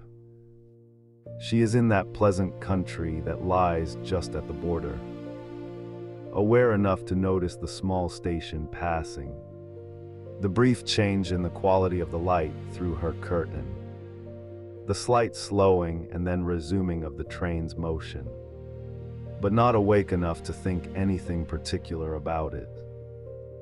Her mind is doing what minds do at the edge of sleep. offering up small, disconnected images. Gentle and without narrative, a kitchen table with a blue cloth. The sound of her daughter's voice saying something she cannot quite hear. The smell of coffee in the morning. Already anticipating tomorrow, already softening it into something warm and expected and good. Her hand rests near her face on the pillow, and the pillow is cool on that side, and the sheet is smooth and faintly stiff the way hotel sheets and train sheets always are. Laundered to a clean, institutional crispness that somehow becomes, in the dark, exactly as comfortable as the most familiar bed at home. There is something about being held like this, in a berth with the walls close on either side and the curtain drawn and the train moving steadily through the dark. Something that the body understands as safe, as contained, as cared for. James passes her curtain without a sound. Another station comes, and this one is smaller still. Barely a station at all. More of a platform and a shed. The kind of stop that exists to serve a handful of farms and a grain elevator, and perhaps a general store that doubles as a post office on Tuesdays. There is no one on the platform here. There is just the shed and the platform and a water tower standing against the sky. Its round belly dark against a sky that is beginning. Just beginning to show the first faint suggestion of something other than pure black. Not light yet, not even close to light, but a kind of depth, a layering of darkness, the way the night thickens and then very gradually begins to thin in the hours before dawn. The water tower passes, the shed passes. A dirt road crosses the tracks and disappears into the fields. And for a moment you can imagine the road going on and on through the dark countryside. Past sleeping houses and quiet barns. Past pastures where the horses are standing still with their heads low. Past ponds where the frogs have gone quiet for the night. All the way to the edge of the horizon where the sky is beginning its slow, private work of becoming morning. But that is still a long way off. The night is still the night. The train is still the train. James has made himself a small cup of coffee from the supplies kept in the service area at the end of the car. Not for the passengers, this coffee, but for the men who keep the nights running. It is strong and dark, and he holds the cup in both hands. Not because he is cold, but because there is something good about the weight of a warm cup in the hands in the middle of the night. He drinks it slowly, standing near the window at the end of the corridor, watching the darkness go by. He has been on this run for 3 years. He knows the shape of it by now, knows roughly where they are by the feel of the curves, by the sound of the grade changes, by the particular way the train leans into a long bend somewhere around this hour that tells him they are past the halfway point, that the night is beginning its second half, the half that moves more quickly than the first. There is a child in one of the upper berths near the front of the car, a boy of perhaps 7 or 8, traveling with his mother, who is sleeping soundly in the lower berth below him. The boy has been asleep for hours, but he surfaces now into a light, dreamy wakefulness the way children do.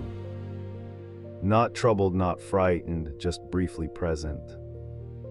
He opens his eyes and the berth is dark and close and gently moving. And for a moment he does not remember where he is. And then he does remember.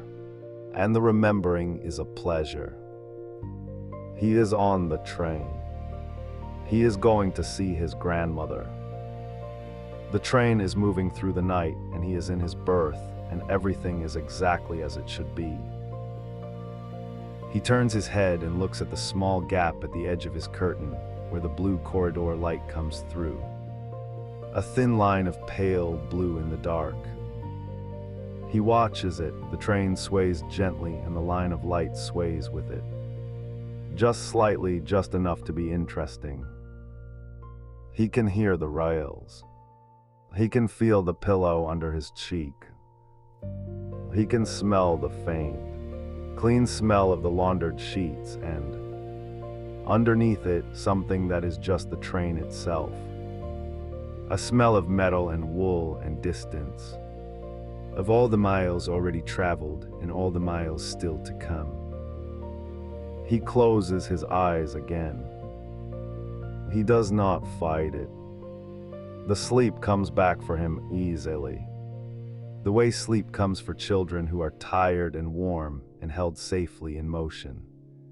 And he goes with it without any resistance at all, sinking back down into whatever good dream was waiting for him. The train rocking him gently, the rails keeping their steady time. Another small station. This one has a garden beside the platform. Someone's work tended with care, though you cannot see the colors in the dark. You can just make out the shapes of it, the low borders and the taller plants in the middle, and imagine the smell of it in the daytime. The warm smell of marigolds and sweet alyssum and whatever else grows in the gardens of people who live beside railway lines and have learned to love the passing of trains. There is a bench on the platform, painted green, and a hanging basket near the station door, and a cat sitting on the bench with the absolute stillness of cats at night, watching the train pass with the calm, incurious gaze of a creature that has seen this particular thing many hundreds of times and finds it neither alarming nor especially interesting. The cat does not move. The train moves past it, and the garden moves past it, and the bench and the basket and the station door move past. And then it is all behind them again. Return to the dark, return to the quiet of its own particular night. James has finished his coffee. He has rinsed the cup and set it in its place and returned to his fold-down seat. And he is listening again, his hands folded in his lap, his breathing slow and even. The car is peaceful around him. 30-some passengers in their berths, breathing in their own rhythms, dreaming their own dreams, carried through the dark American night toward whatever morning is waiting for them. He feels, as he sometimes does at this hour, a kind of quiet tenderness for all of them. These strangers in their curtained berths, their shoes set out and their clothes folded and their faces slack and trusting in sleep. Trusting the train, trusting the night, trusting that everything will be where it should be when morning comes. The fields go on, the darkness goes on. The rails keep their steady, unhurried conversation beneath the wheels. That low, rhythmic voice that says only one thing, over and over in the most soothing way. That the train is moving. That the train is moving. That the train is moving. And that all is well. And that the night is long and soft and full of small, quiet stations passing in the dark. Each one a brief gathering of light and then a release of it. A breath taken and let go. The world showing itself for a moment and then drawing back into its own private darkness. Content. The stars are still out. Somewhere ahead, the first gray thought of morning is beginning to form itself at the edge of the sky. Patient and unhurried, in no rush at all. But that is still a long way off. And there is plenty of night remaining. Plenty of this gentle, rocking, blue-lit darkness in which to rest.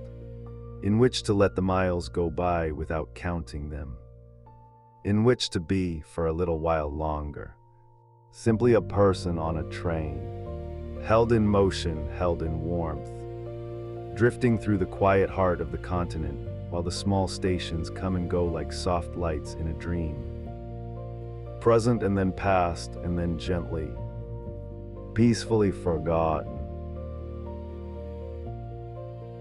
And so the train carries on through the dark, neither hurrying nor lingering, simply moving the way a river moves. Because moving is its nature. Because the rails are there and the wheels know them.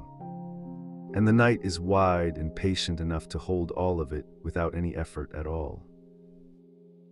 Most of the passengers by now have found their way to their berths. The curtains are drawn along the sleeping car corridors, each little panel of green fabric holding its own quiet world inside. A traveler turned on one side, a hand resting open on a pillow, the slow and easy rise and fall of someone who has given themselves over entirely to the motion of the train. The Pullman porter has dimmed the corridor lamps to their lowest setting, and the light that remains is the color of warm amber, the color of an old photograph, the color of something that asks nothing of you except that you rest. But not everyone is sleeping yet. Not quite. At the far end of the sleeping car, past the last of the curtained berths, past the small washroom with its folded linen towels and its little cake of soap that smells faintly of lavender and something mineral and clean. There is a door. It is a heavier door than the ones between the sleeping cars, and it opens with a particular sound. Not a bang, never a bang on a train like this, but a soft and deliberate give, a release of pressure as though the car itself is exhaling. And through that door, stepping across the small rattling platform between carriages where the cold night air finds the gaps and touches your ankles for just a moment, you come into the observation car. Imagine stepping into it for the first time, late in the evening when the rest of the train has gone quiet. The observation car on a Pullman train of the 1920s is a room unlike any other room you are likely to have sat in. It is, first of all, a room that is moving, which already makes it something unusual, something that exists in a category of its own. But beyond the motion, it has a quality of openness that the sleeping cars, with their warm and necessary enclosures, do not have. The ceiling is a little higher here. The windows are larger and at the very end of the car, curving around the back of the train like the stern of a slow ship. There is a curved bank of glass that looks out onto nothing but the darkness behind. The track the train has already covered, the miles already made, the landscape already passed through and left to its own nighttime quiet. The seats in the observation car are upholstered in a deep green that is almost the color of a pine forest seen from a distance. And they are arranged not in the forward-facing rows of the day coaches, but in a more conversational way. Some facing each other across small tables, some angled toward the windows, some turned entirely toward that great curved window at the rear. The fabric of the seats is a wool that has been brushed until it is soft. And if you press your hand into it, it gives a little, holds the warmth of your palm for a moment before slowly releasing it. The armrests are polished wood, dark and smooth, worn in the way that things are worn when many hands have rested on them over many journeys. And there is something deeply comfortable about that, about being the latest in a long, quiet line of travelers who sat here and looked out at the dark. The lamps in the observation car are fitted with shades of amber glass, and the light they cast is low and golden and does not demand anything of your eyes. It is reading light, or rather it is the light that exists just at the edge of reading light. The light that suggests you might write if you wanted to, but that also perfectly supports simply sitting and letting your thoughts move at whatever pace they choose. A few of the brass fittings along the walls catch this light and hold small reflections of it. Tiny warm points that seem almost to flicker when the car sways gently on a curve. And the overall effect is of a room that breathes. There are perhaps 4 or 5 other passengers here at this hour.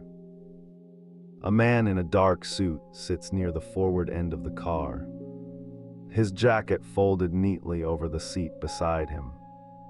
His collar loosened, a newspaper open across his knees, though he is not reading it.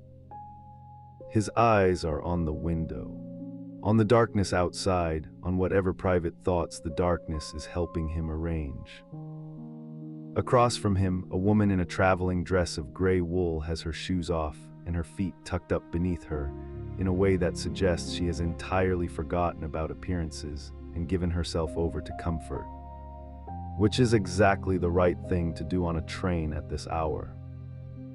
She has a small book in her hands, but it is closed, her thumb keeping her place, and her head rests against the window glass with the easy trust of someone who has traveled by train many times and knows that the glass, even in winter, holds a faint warmth from the interior of the car. Near the curved rear window, a young couple sits together without speaking, which is its own kind of conversation. They are looking out at the track disappearing behind the train, at the 2 rails coming together in the darkness into a single silvery point and then vanishing. And there is something about that view. The track already traveled, the distance already made. That is one of the most quietly satisfying things a moving train can offer. Where is the view that says, "You have come this far, and it was easy, and you did not have to do anything except be here"? The sound in the observation car is the same sound that fills the whole train. The rhythmic percussion of the wheels on the rail joints. But here, with the larger windows and the curved glass at the rear, it has a slightly different quality. A little more resonance, a little more room to breathe. You can hear the low note beneath the rhythm. The hum that comes up through the floor and into the seats and into your own bones if you sit quietly enough to notice it. It is not an unpleasant sensation. It is, in fact, very close to the sensation of being rocked, which is one of the oldest comforts there is. Older than trains, older than almost anything. The body knows it from the very beginning of life, and recognizes it now without needing to be told what it means. A porter comes through the observation car once, moving with the practiced ease of someone who has learned to walk on a moving train the way a sailor learns to walk on a deck. Not fighting the motion, but moving with it. His weight shifting naturally with each sway of the car. He carries a small tray with 2 glasses of water and a little dish of wrapped sugar candies. The kind that are pale yellow and taste faintly of lemon. And he sets them on one of the low tables with a quiet word and a nod before continuing on his way. The whole transaction takes perhaps 30 seconds and disturbs nothing. The man with the newspaper does not look up. The woman with the book adjusts her feet slightly. The couple at the rear window go on watching the track. Outside, the landscape is mostly invisible now, absorbed into the general darkness that lies over the middle of the country at this hour. But occasionally, and this is one of the particular pleasures of the observation car, occasionally something appears, a farmhouse with a single window lit, yellow and warm against the black. there and gone in the time it takes to blink. A water tower standing against a slightly lighter patch of sky where the clouds have thinned and let through the faintest suggestion of stars. A crossing signal, its light blinking red and steady and patient, waiting for the train to pass the way it has waited for every train before this one and will wait for every train that comes after. These small appearances do not demand attention. They simply offer themselves briefly, and then return to the dark, and the dark closes over them without any fuss. The smell of the observation car is a layered thing. The way smells in enclosed spaces tend to be when they have been building quietly over the course of a day. There is the wool of the seats, warm and faintly lanolin. There is the wood of the paneling, which has been polished with something that smells of beeswax and cedar. There is the faint metallic note that belongs to trains specifically, to the steel and the motion and the particular chemistry of a moving machine, which is not an unpleasant smell but simply an honest one. The smell of a thing doing what it was made to do. And underneath all of it, very faint, the ghost of the cigars that were smoked here earlier in the evening. Not unpleasant at this distance, just a warm and slightly sweet suggestion that lingers in the fabric and the curtains like a memory of company. The man with the newspaper has folded it now and set it on the seat beside his jacket. He is leaning back with his arms resting along the tops of the seat cushions and his eyes half closed. And he has the look of someone who is not quite asleep, but who is in that comfortable territory just adjacent to sleep, where thoughts come and go without any particular agenda, and the body is heavy in a good way, anchored pleasantly by gravity and warmth. This is the state that the observation car seems to encourage. Not the full surrender of the sleeping berth, but a gentler loosening, a willingness to let the evening wind down at its own pace. The train slows slightly as it approaches a small town, and for a few moments the lights of the town slide past the windows. A main street with its storefronts dark, a church with a white steeple just visible against the sky, a platform where no one is waiting at this hour, a station building with one interior light burning in what is probably the station master's room, a warm rectangle of yellow in all that quiet dark. The train does not stop here. It eases through the town with a kind of courteous restraint, as though aware that people are sleeping and unwilling to disturb them more than necessary. And then the town is behind it, and the darkness closes in again, and the rhythm of the wheels settles back into its long, familiar pattern. The woman with the book has opened it again, holding it close to the amber lamp, but her reading is slow and drifting. A page, perhaps, and then her eyes lift to the window, and then back to the page, and then to the window again. She is not really reading anymore. She is doing what the observation car invites you to do, which is simply to be present in a moving room in the middle of the night, held by the rhythm and the warmth and the particular quality of a journey that is not yet finished, but is going very well. There is something the travelers of the 1920s understood about train journeys that is easy to appreciate from the vantage of the observation car at this hour, which is that the journey itself is a kind of time, separate from ordinary time, governed by its own rules and its own pace. You are not at your destination yet, but you are also no longer at your origin. You are in the in-between, which is a place that has its own texture and its own quality of light, and which is, for these few hours, entirely yours. The observation car is where you come to be most fully in that in-between, to sit in the moving room and watch the dark landscape and feel the rails beneath you and understand, without needing to put it into words, that this is one of the quieter pleasures a person can have. The couple at the rear window have shifted so that they are both leaning slightly toward the glass, their shoulders touching, watching the track disappear behind the train. The two rails converge and vanish. Converge and vanish, a rhythm within a rhythm. And the stars above the track are faint and scattered and very still in contrast to all this motion, which makes them seem, if anything, more themselves, more simply and completely stars than they ever seem when you are standing still on the ground looking up at them.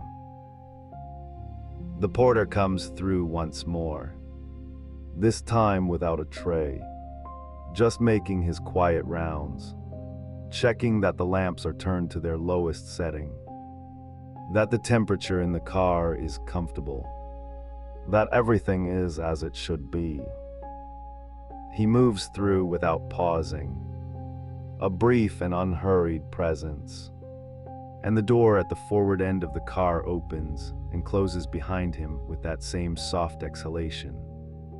And then the observation car is still again, or as still as a moving thing can be. The man who had the newspaper is asleep now, his head tilted back against the seat, his breathing slow and even, his hands relaxed in his lap. The woman with the book has closed it again, and her eyes are closed too.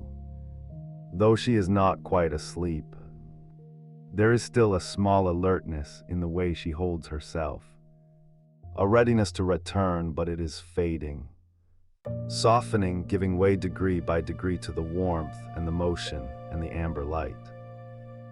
The couple at the rear window are still watching the track. Or perhaps they are no longer really watching, but simply looking, which is a different and more restful thing. The eyes open, but the attention loose, floating somewhere between the glass and the darkness and the quiet interior of their own thoughts. The train moves on through the night, carrying all of them, the sleepers in their berths, the near sleepers in the observation car, the porter on his rounds, the engineer in the forward dark, carrying all of them westward or southward or wherever this particular run is going, through the wide and sleeping country, past the farms and the small towns and the long stretches of open land that belong to no one in particular and to the night in general. And the observation car holds its small warmth, its amber light, its handful of quiet travelers, as the miles come and go beneath the wheels. And the darkness outside is full and soft and entirely without urgency. And the next sleeping car waits just through that forward door, its corridor dim, its berths drawn, its passengers already far into whatever dreams a moving train carries gently along with it. And so the night passes, as nights on trains have always passed, in that particular way that belongs only to motion. The hours neither long nor short, but measured instead in the slow turning of darkness outside the window, in the gradual softening of the black sky towards something that is not yet light, but is no longer quite dark either. That tender in-between that arrives somewhere around 5 in the morning, when the world is still deciding what kind of day it means to become. The passengers sleep on, most of them, tucked into their berths with the curtains drawn against whatever pale suggestion of dawn might begin to press itself against the glass. The train moves through it all without hurry, its rhythm unchanged from the rhythm it has kept all night long. That steady, low percussion of wheel against rail, that gentle side to side that has been rocking these travelers since somewhere around 9 or 10 the evening before. A sleeping car in the small hours of a 1920s morning is one of the quieter places a person might find themselves. And the quiet has a particular quality to it. A warmth, a closeness, as though the whole car has drawn itself inward and settled into something very much like contentment. But there is one man who has not slept. Or rather, who has slept only in the way that porters sleep on overnight runs. In small, careful increments, one ear always open. One part of his attention always given to the car and its passengers and whatever small need might arise in the night. George, or perhaps James, or perhaps one of the other men who worked these Pullman cars through the 1920s. Men who had learned to rest without fully resting. Who could wake at the softest sound of a curtain being drawn back and be on their feet and presentable before the passenger had fully gathered their thoughts. He has been awake since around 4, sitting in his small space at the end of the car. And now, as the sky outside begins its slow translation from charcoal to something softer, he rises and begins the work that will carry this long night toward its ending. The dining car, 2 cars forward, has been stirring since even before that. The kitchen crew, a small, practiced team who know this particular stretch of track the way a gardener knows their own soil, have been at work since well before dawn. And if you were to walk through that connecting door now, which sways a little as the train takes a gentle curve, you would be met first by warmth, a deep and settled warmth that has nothing to do with the pale morning outside, and then by smell, coffee, the real and serious smell of coffee being made in quantity. In the large percolators that have been a feature of dining car kitchens since long before the 1920s, and which will continue to be a feature of them for decades to come. There is something almost ceremonial about coffee made in that quantity. In that context, on a moving train in the early morning, it is not merely a beverage being prepared, but something closer to a signal. A gentle announcement that the night portion of this journey is drawing toward its close. The bread has been set out already. Soft rolls in linen-lined baskets, and the butter is in its small pressed dishes, and the white tablecloths have been smoothed and re-smoothed, and the silverware has been laid with the kind of care that suggests the dining car steward takes genuine satisfaction in the geometry of a properly set table. The windows along both sides of the dining car show the same slow brightening that the windows everywhere on this train are beginning to show. That eastern light, still low and warm and amber-colored. The kind of light that makes everything it touches look as though it has been there always and belongs exactly where it is. Back in the sleeping car, the porter moves quietly along the corridor with the particular step of a man who has learned to walk on moving trains. A slight adjustment in the hips, a readiness in the knees, a way of placing each foot that keeps him steady without effort. He has a small list in his mind of what needs doing before the first passengers begin to stir. And he works through it in the order that makes most sense given the layout of the car and the time remaining before the first stop of the morning. He checks the temperature, which has a way of dropping in the small hours and then rising again as the furnace finds its rhythm. He straightens a few things in the washroom at the end of the car. Fresh towels folded in their particular way. The soap dishes wiped clean. The mirror polished so that whoever stands before it first this morning will find their own face returned to them clearly and without distortion. He knows from long experience roughly when each section of passengers will begin to wake. The businessmen tend to be early. Practical risers who want their coffee and their newspaper and a few quiet minutes to gather their thoughts before the day begins its demands. The families with children are unpredictable. The children themselves often wake early and press their faces to the window with an enthusiasm for the passing landscape that their parents, still heavy with sleep, find charming in retrospect, if not always in the moment. The older couples, the ones who have been taking trains like this one for decades, often lie quietly in their berths for a while after waking, listening to the sound of the rails, in no particular hurry to begin the process of the morning. Outside the windows now the light is doing something lovely. The train is passing through. Imagine this, if you can hold it gently in your mind. A stretch of open country where the fields run long and flat to the horizon on one side, and on the other a line of trees stands dark against a sky that is shifting very slowly from that deep blue-gray of near dawn towards something warmer, something that carries in it the first suggestion of gold.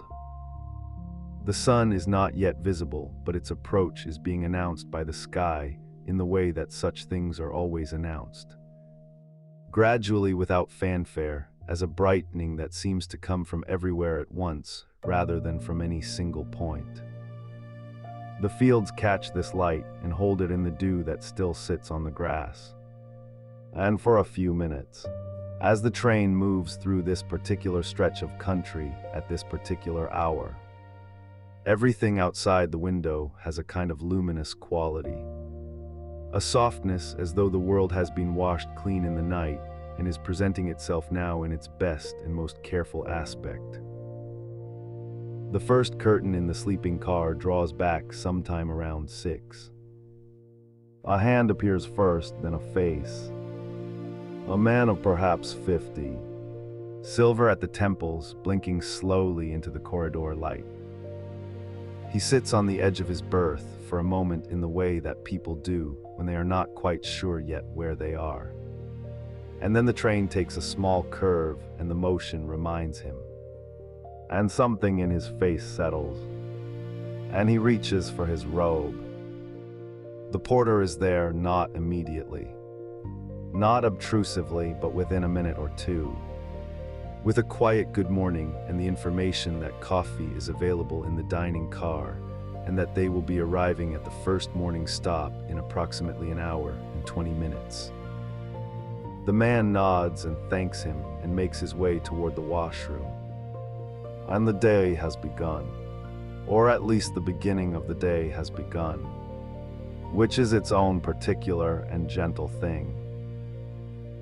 Others follow in ones and twos. Over the next half hour or so, the washroom sees a quiet traffic of people with towels over their arms and small leather cases of toiletries, and the sounds of the morning.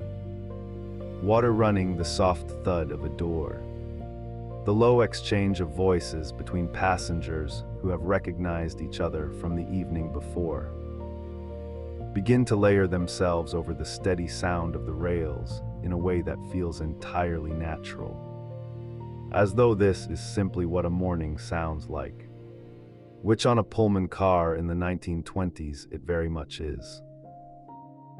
The dining car fills slowly and then, around 6:30, rather more quickly, the steward moves between tables with the ease of long practice, and the coffee comes in those heavy white ceramic pots that have a particular way of pouring, a little more generous than you might expect, a little warmer than you might have hoped for, which is to say exactly right.